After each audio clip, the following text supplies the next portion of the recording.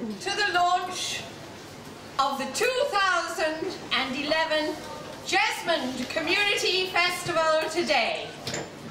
Our thanks for the venue for this magnificent launch to the new Northumbria Hotel. And of course thank you to all of the sponsors of the festival and everyone who supports it so well.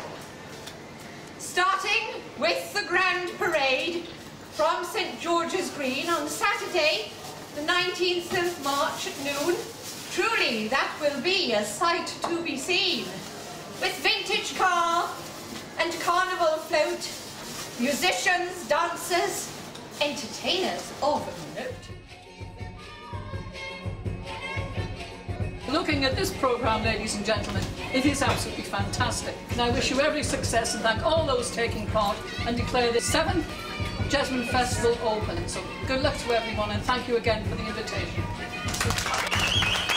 I think there's an action-packed programme for pretty much everybody. I'm involved with the family activity day for the Jesmond Community Orchard on Sunday, and I'm really looking forward to that. Well, when I first started, the idea was initially to involve all the community around here. So it was going to be the schools, the swimming pool, the library, the churches, basically all the community organisations, the scouts, the guides, and get them to evolve, from the grassroots up, what they can actually contribute themselves to the festival, what they would like to do. So rather than me saying, this is what your festival is, we're going to plonk this on you, get the ideas from them and let them develop those ideas. I think it brings a lot of people together, different age groups and different interest groups. It also brings the various community organisations into collaboration with each other. So it started for the last 4 years, it was basically just a 2-day festival, that's all. But then, I think largely through the parade, which is a very high profile thing, makes lots of noise. We've got over 100 drummers bashing away and pan pipes and all sorts of things. And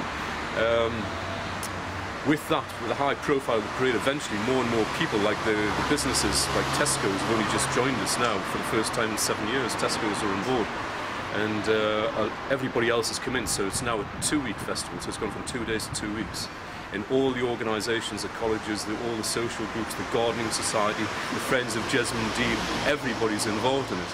So that's the way I wanted it to grow, because then you get the support of the community, and once you get the support of the community, then the festival will just flourish.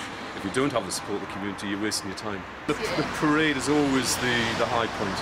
Obviously. Yeah, obviously. It's easier. What do you do in the parade, if you don't mind asking?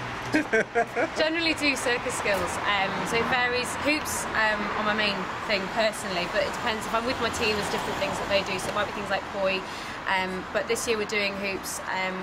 We're ready for good weather, but we're also prepared for the bad weather, so we're going to be doing some fire hooping when we actually get to the school. We appreciate the amount of work that's gone into arranging and working for the Jesmond Festival. But this has gone on over 7 years, and I think the activities and the input from the local community speaks volumes.